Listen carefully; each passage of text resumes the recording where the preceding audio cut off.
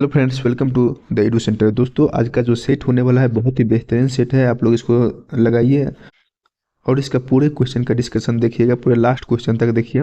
इसमें जो क्वेश्चन का जो संग्रह किया गया है बहुत ही इंपॉर्टेंट क्वेश्चन है। तो आइए शुरू करते हैं। आज का पहला प्रश्न है, निम्न में से किस अधिनियम द्वारा केंद्रीय बजट को राज्य बजट से अलग किया गया था? तो इसका सही आंसर हो जाएगा ऑप्शन बी, भारत शासन अधिनियम 1919। इसी अधिनियम को मोंटेग्यू चेम्सफोर्ड अधिनियम भी कहते हैं और इसको मार्लेमिंटो अधिनियम 1909 को बोलते हैं। तो आइए अगला प्रश्न की ओर। सेकंड नंबर प्रश्न है, भारतीय न्यायिक प्रणाली में लोक जनहित याचिका की अवधारणा किस देश से ली गई? किस देश से ली गई है? पहला ऑप्शन है कनाडा। कनाडा से क्या लिया गया है? अवशिष्ट शक्ति और संघ। संयुक्त राज्य अमेरिका से क्या क्या लिया गया है? भारतीय न्यायिक प्रणाली में जनहित याचिका, ठीक। और इसके अलावा लिया गया है महाभियोग, और हाई कोर्ट और सुप्रीम कोर्ट के न्यायाधीश को कैसे हटाया जाए उसका तरीका लिया गया है। मौलिक अधिकार लिया गया है। ब्रिटेन से क्या क्या लिया गया है? एकल नागरिकता, संसदीय विशेषाधिकार। और ऑस्ट्रेलिया से क्या लिया गया है?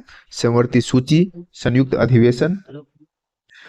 अगला प्रश्न देखिए, राज्य पुनर्गठन से संबंधित जेवीपी समिति ने कब अपनी सिफारिश सरकार के समक्ष पेश किया था? कब किया था? 1949 ईस्वी में, ऑप्शन बी। अगला प्रश्न है, भारत शासन अधिनियम 1935 के तहत प्रस्तावित प्रणाली क्या थी? क्या थी? अखिल भारतीय संघ, यानी कि ऑप्शन ए इसका सही आंसर हो गया। अगला प्रश्न है, सरकारीय आयोग गठित हुआ है समीक्षा के लिए, किसकी समीक्षा के लिए? तो यहाँ इसका सही आंसर हो जाएगा राष्ट्रपति और प्रधानमंत्री के मध्य संबंध की, नहीं। विधायिका और कार्यपालिका के मध्य संबंध की, नहीं, यह भी नहीं है। कार्यपालिका और न्यायपालिका के मध्य संबंध, यह भी नहीं है। संघ राज्य के मध्य संबंध, यानी कि यह सही हो गया, संघ और राज्य के मध्य संबंध है, यानी कि ऑप्शन डी इसका सही आंसर हो गया। अगला प्रश्न की ओर चलते हैं। भारतीय संविधान में महान्यायवादी के संदर्भ में कौन सा कथन सत्य है? कौन कथन सत्य है? पहला कथन है, संविधान के अनुच्छेद 76 के अंतर्गत इसके पद का सृजन किया गया है। किसके पद का? तो महान्यायवादी के पद का, यह सही है। दूसरा कथन है, वह बिना सरकार की अनुमति के किसी आपराधिक मामले में व्यक्ति का बचाव नहीं कर सकता है, यह भी सही है। वह संसद की संयुक्त बैठक में भाग ले सकता है एवं अपना मत भी दे सकता है, गलत, यह गलत है, यानी कि 1 और 2 सही है। किस ऑप्शन में है? ऑप्शन सी में है। अगला प्रश्न, पंचायती राज संस्थाओं में आरक्षण संबंधी प्रावधान की चर्चा किस अनुच्छेद के तहत की गई है? किसके तहत है? अनुच्छेद 243, लेकिन 243 से सब में है, 243 का डी, ऑप्शन बी। अगला प्रश्न देखिए, धन विधेयक के अतिरिक्त एक विधेयक जो विधानसभा ने प्रथम बार पारित किया हो, विधान परिषद में कितने समय तक पड़ा रह सकता है? यह धन विधेयक की बात नहीं कर रहा है, तो इसका सही आंसर ऑप्शन बी हो जाएगा, 3 माह। यदि बात धन विधेयक की होती तब धन विधेयक, इसकी चर्चा किस अनुच्छेद में है? अनुच्छेद 110 में है, जो पहले लोकसभा में पारित किया जाता है और इसे राज्यसभा मात्र 14 दिन तक रोक सकता है। यदि यहाँ तक कोई फैसला नहीं लेता है तो यह राज्यसभा से स्वतः पारित माना जाता है। अगला प्रश्न देखिए, अक्टूबर 1934 में कहाँ कांग्रेस समाजवादी पार्टी की स्थापना की गई? कहाँ पे किया गया था? पटना में, ऑप्शन सी सही हो गया। अगला प्रश्न है, रेड क्लिफ समिति किसके लिए नियुक्त की गई थी? रेड क्लिफ लाइन किन किन 2 देश के बीच है? भारत और पाकिस्तान के बीच, यानी कि इसका ऑप्शन डी सही हो जाएगा, भारत एवं पाकिस्तान के बीच सीमाओं को निर्धारण करने के लिए। अगला प्रश्न देखिए, गिल्टी मैन ऑफ इंडिया पुस्तक किसने लिखी?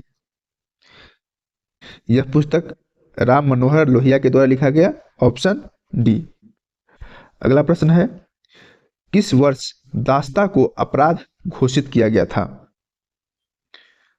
1860 में, ऑप्शन ए। अगला प्रश्न है, कांग्रेस के किस स्थान पर हुए अधिवेशन में गोपाल कृष्ण गोखले ने विपक्ष की नेता की उपाधि दी गई? बनारस अधिवेशन में, ऑप्शन सी। अगला प्रश्न है, गांधी जी द्वारा रॉलेट एक्ट के विरोध में कब पूरे देश में हड़ताल का आयोजन किया गया था? रॉलेट एक्ट यह कब पारित हुआ था? तो 18 मार्च 1919 में। और जलियांवाला बाग हत्याकांड कब हुआ था? तो 13 अप्रैल 1919 को। ठीक, तो यहाँ हड़ताल का आयोजन कब हुआ था? तो 6 अप्रैल 1919 को, यानी कि इसका सही आंसर ऑप्शन ए हो गया, 6 अप्रैल 1919। अगला प्रश्न, भारत सरकार अधिनियम 1935 को गुलामी का अधिकार पत्र किसने कहा था? जवाहरलाल नेहरू के द्वारा कहा गया था, ऑप्शन डी। अगला प्रश्न देखिए, बिहार में लोटा विद्रोह जो कि 1856 में हुआ था, वह कहां पर हुआ था? कहां पे हुआ था? मुजफ्फरपुर में हुआ था। बक्सर का युद्ध कब हुआ था? आप लोग कमेंट करके बताइए, यह भी बिहार में हुआ था। अगला प्रश्न देखिए, अकबर के शासनकाल में बिहार कितने राज्यों में विभाजित था? कितने राज्य में था? कुल 7 राज्यों में, ऑप्शन सी सही हो गया। अगला प्रश्न है, सल्तनत काल में मंत्री परिषद को क्या कहा जाता था? सल्तनत काल में मजलिस ए खलवत कहा जाता था, ऑप्शन बी। अगला प्रश्न है, निम्नलिखित में से ऋग्वेद काल में किस नदी को हिरण्यनी कहा गया है? किस नदी को कहा गया है? सिंधु नदी का, ऑप्शन बी। अगला प्रश्न देखिए, महावीर का प्रथम अनुयायी कौन था? भगवान महावीर का प्रथम अनुयायी जामिल था, ऑप्शन बी, जो उनका दामाद ही थे। अगला प्रश्न, जब ग्रीनविच में दोपहर के 1 बजा हो तो उस समय भारत का मानक समय क्या होगा? हम सभी जानते हैं कि भारत का मानक समय ग्रीनविच से 5.5 घंटा आगे है, तो 1 में जोड़ दीजिए, कितना हो गया? 6.5 घंटा, यानी कि इसका सही आंसर हो जाएगा ऑप्शन डी, शाम के 6:30 बजे। अगला प्रश्न, पृथ्वी को अपने अक्ष में सूर्य से निकटतम दूरी को क्या कहते हैं?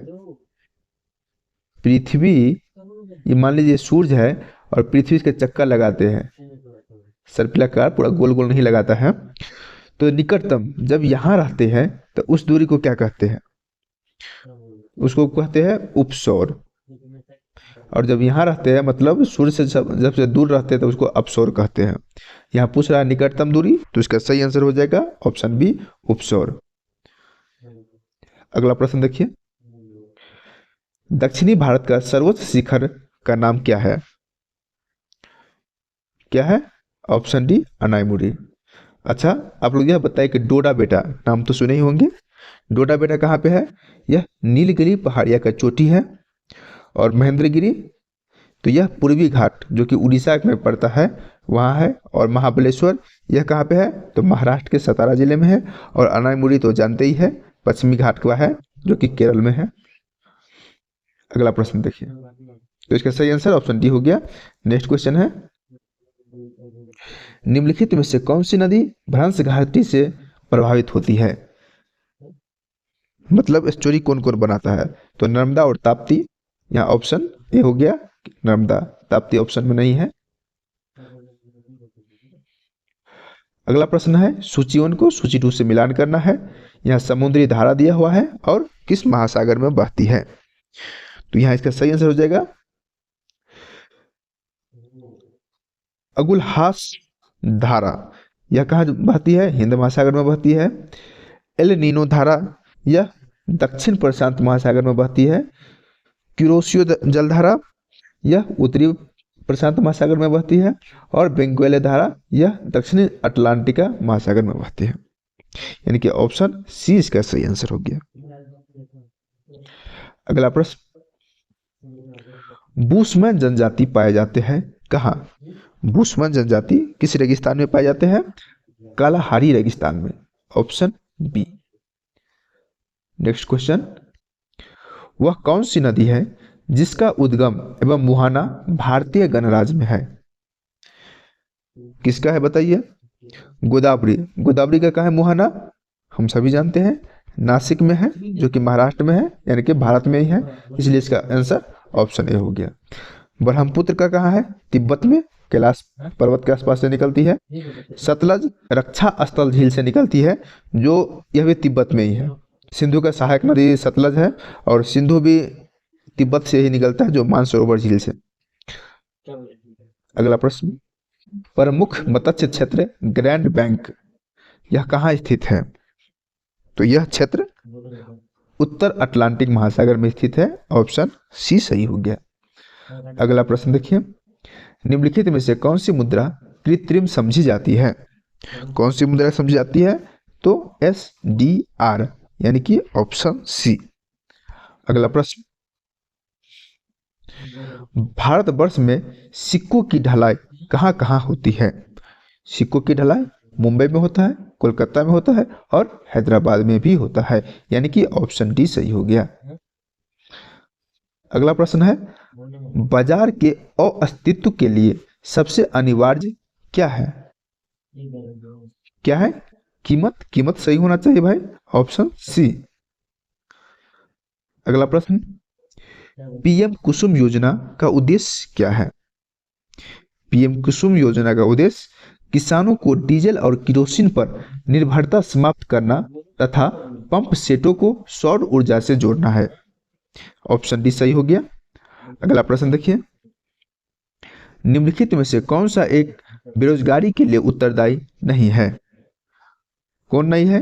तीव्र जनसंख्या वृद्धि, हाँ, इसके कारण बेरोजगारी होता है, जनसंख्या बढ़ेगा बेरोजगारी बढ़ेगी। कौशल का अभाव, यह भी है, कौशल रहेगा तभी आपको रोजगार मिलेगा। प्रति व्यक्ति आय में वृद्धि, आय में वृद्धि हो रहा है मतलब रोजगार तो मिल रहा है, बेरोजगारी कम हो रहा है, इसलिए ऑप्शन सी इसका आंसर हो जाएगा, यह इसके लिए उत्तरदायी नहीं है। और ऑप्शन डी है जनशक्ति नियोजन का अभाव, सही आंसर ऑप्शन डी हो गया। अगला प्रश्न चलते हैं, बिहार में पंचायत निकाय में महिलाओं को 50% आरक्षण किस वर्ष प्रदान किया गया था? 50% आरक्षण कब से दिया जा रहा है बिहार में महिलाओं को? 2006 से, ऑप्शन बी। अगला प्रश्न, भंडारी समिति किससे संबंधित है? भंडारी समिति का संबंध क्षेत्रीय ग्रामीण बैंक की पुनर्संरचना से है, ऑप्शन डी। अगला प्रश्न है, सुशासन पुरस्कार योजना की शुरुआत किस राज्य सरकार द्वारा किया गया है? सुशासन पुरस्कार योजना का शुरुआत हरियाणा सरकार द्वारा किया गया, ऑप्शन ए सही हो गया। अगला प्रश्न है, रिफॉर्म नेशन पुस्तक के लेखक कौन है? रिफॉर्म नेशन पुस्तक के लेखक गौतम चिकरमाने।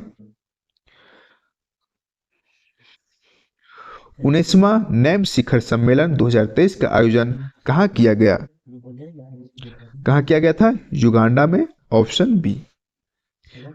अगला प्रश्न है, अर्जुन अवार्ड 2023 से सम्मानित तरुण ढिल्लो का संबंध किस खेल से है? तरुण ढिल्लो का संबंध पैरा बैडमिंटन से है, ऑप्शन ए। अगला प्रश्न है, मैन बुकर अंतर्राष्ट्रीय पुरस्कार 2023 से सम्मानित जॉर्जी गोस्पोंतिनोव का संबंध किस देश से है?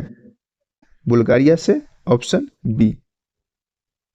अगला प्रश्न देखिए, वैश्विक आतंकवाद सूचकांक 2023 में कौन सा देश शीर्ष स्थान पर है? आतंकवाद सूचकांक कौन सा देश होना चाहिए? कहीं आपके नजर में पाकिस्तान तो नहीं ना चल रहा है? जी नहीं, थोड़ा इज्जत बचाए हुए है, अफगानिस्तान रैंक 1 पे है, ऑप्शन सी। अगला प्रश्न, उच्च शिक्षण संस्थाओं की रैंकिंग में किसे सर्वश्रेष्ठ विश्वविद्यालय का खिताब दिया गया है? IISc बेंगलुरु को, ऑप्शन यहाँ IIT बेंगलुरु होना चाहिए।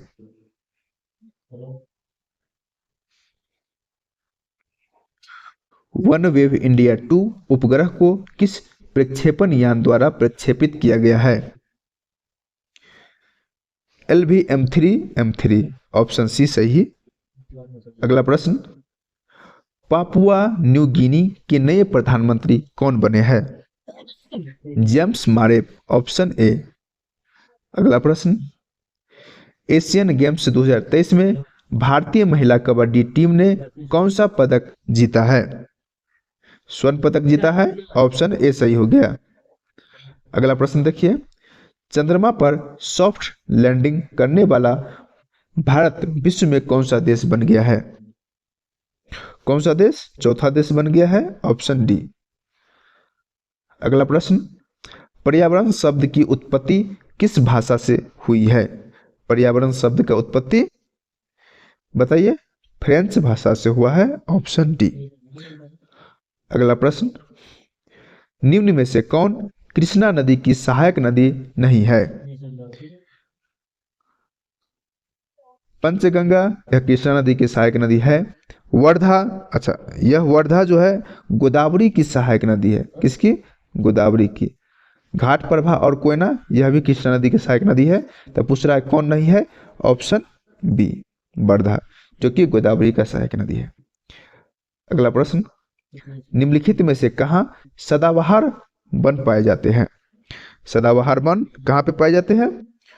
तो इसका सही आंसर ऑप्शन सी हो जाएगा, पश्चिमी घाट पे। हमारे इंडिया के पश्चिमी घाट यहाँ पे, क्योंकि मानसून भी सबसे पहले इधर ही आता है, यहीं पे पाया जाता है। अगला प्रश्न, लिबेरो शब्दावली का संबंध किस खेल से है? लिबेरो का संबंध वॉलीबॉल से है, ऑप्शन सी। आप लोग कमेंट करके बताइए कि वॉलीबॉल में टीम खिलाड़ी की संख्या कितना होता है? नमक और रेत के मिश्रण से नमक को अलग करने की सही प्रक्रिया कौन सी है? तो इसका सही आंसर हो जाएगा घुलाना, निस्पंदन और वाष्पीकरण। अगला प्रश्न देखिए, निम्नलिखित में से कौन सा विटामिन हमारे शरीर में सूरज की रोशनी की सहायता से संश्लेषित होती है? सूरज की रोशनी से कौन सा विटामिन मिलता है? तो विटामिन डी, ऑप्शन ए। ठीक है। अच्छा आप लोग यह बताइए, विटामिन डी की कमी से क्या होता है? अब बताइएगा। रिकेट्स होता है सर, विटामिन बी की कमी से बेरी, विटामिन के की कमी से रक्त का थका न जमना, और विटामिन ए की कमी से रतौंधी होता है। इसलिए आप लोग गाजर खाइए, विटामिन ए मिलेगा और आंख सही रहेगा। अगला प्रश्न है, स्टिल्ट रूट्स मौजूद होते हैं किसमें? स्टिल्ट रूट यह होता है गन्ना और मक्का में। किसमें? गन्ना और मक्का में, option C is the correct answer. अगला प्रश्न है, एक आवेशित चालक पर आवेश होता है कहां पे? कोई चालक है, कंडक्टर है, इसमें कहां पे आवेश रहेगा? इलेक्ट्रॉन बाहरी कक्षा में होता है, इसके चारों ओर घूमता है। तो यहां इसका सही आंसर हो जाएगा ऑप्शन ए, बाहरी सतह। अगला प्रश्न देखिए, स्वपोषी में आंतरिक कोशिकीय ऊर्जा किस रूप में संग्रहित होती है? किस रूप में होती है? स्टार्च के रूप में, ऑप्शन सी।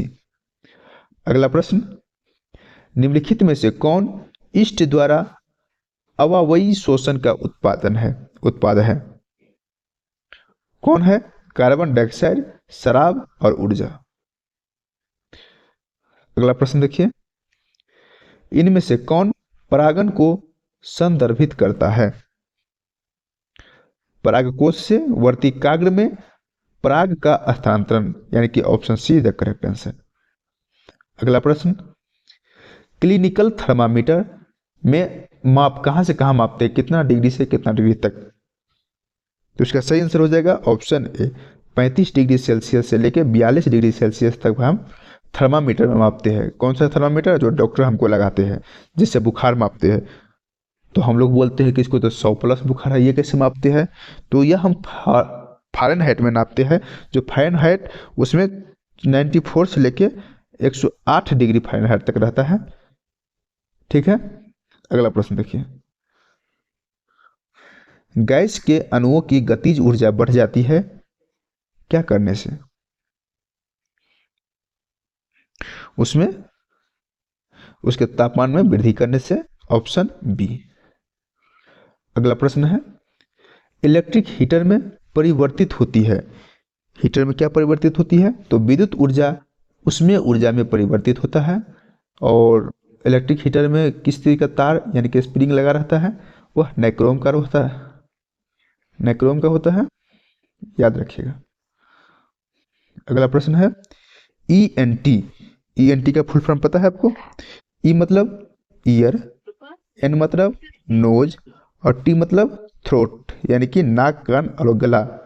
जो यह डॉक्टर देखते हैं वो डॉक्टर कौन सा दर्पण का उपयोग करते हैं? अपने सर पे लगाते हैं एक दर्पण, गोल टाइप का होता है, वह होता है अवतल दर्पण, ऑप्शन बी। अगला प्रश्न देखिए, दहन एक प्रक्रिया है जिसमें एक पदार्थ के साथ प्रतिक्रिया करता है। कौन सा प्रतिक्रिया करता है?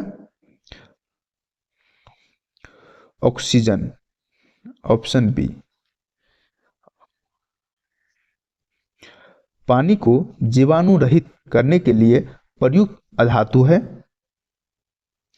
Chlorine, option A. अगला प्रश्न, आभूषण बनाते समय सामान्यतः सोने के साथ क्या मिलाया जाता है? हम सभी जानते हैं शुद्ध सोना यानी कि 24 कैरेट सोना से कोई आभूषण का निर्माण नहीं किया जा सकता है क्योंकि वह बहुत तन्य होता है, तो इसलिए उसमें तांबा मिलाया जाता है, option B is the correct answer. बोतल और जार बनाने के लिए कांच जैसी सामग्री को बदलने के लिए किस प्लास्टिक का प्रयोग किया जाता है? किसका प्रयोग किया जाता है? पॉलीइथाइलिन टेरेफ्थेलेट, ऑप्शन ए सही हो गया। अगला प्रश्न देखिए, किसी ध्वनि की पिच को किसके द्वारा मापा जाता है? पिच को किसके द्वारा मापा जाता है? तो आवृत्ति के द्वारा। अगला प्रश्न देखिए, निम्नलिखित में से कौन रक्त के संचरण में मदद करता है? एरिथ्रोसाइट, ऑप्शन ए सही हो गया। अगला प्रश्न देखिए, इनमें से कौन बल की इकाई नहीं है? बल की इकाई कौन सी नहीं है? तो ये देखते हैं, पौंड, डाइन और न्यूटन, यह तीनों बल की इकाई है, लेकिन जूल कार्य या ऊर्जा का, कार्य और ऊर्जा का इकाई है। अगला प्रश्न देखिए, 1 मीटर का 10 लाखवां भाग क्या होता है? 1 मीटर का 10 लाखवां क्या होता है? Micrometre, option B. अगला प्रश्न, निम्नलिखित में से कौन सा एक नाभिक का भाग नहीं है? नाभिक का भाग कौन सा नहीं है? क्रोमेटिन, न्यूक्लियस और न्यूक्लियोप्लाज्म, यह तीनों जो है नाभिक का भाग है, लेकिन सेंट्रोमोर्स यह क्या है?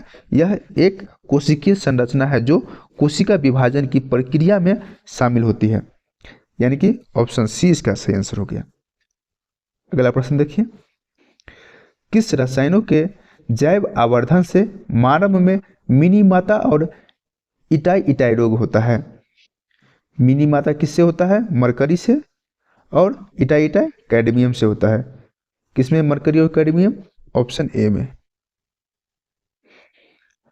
अगला प्रश्न देखिए, निम्नलिखित में से कौन सा रोग वायु द्वारा संचरित होता है? एक तो टीबी हो गया, दूसरा क्षय रोग और निमोनिया, ऑप्शन सी। अगला प्रश्न, निम्नलिखित में से कौन गर्म रक्त वाले जंतु का समूह है? गर्म रक्त, वार्म ब्लड, उड़ने वाला पक्षी, यानी कि ऑप्शन डी इसका सही आंसर हो गया, पक्षियों। अगला प्रश्न, शरीर का कौन सा अंग ग्रोथ हार्मोन रिलीजिंग फैक्टर पैदा करता है? हाइपोथैलेमस ग्रंथि, ऑप्शन बी। अगला प्रश्न देखिए, विकासवादी सिद्धांत के अनुसार एक नई प्रजाति का गठन सामान्यतः किसके कारण होता है? किसके कारण होता है? कई पीढ़ियों में विविधताओं का संचय, यानी कि ऑप्शन बी इसका सही आंसर हो गया।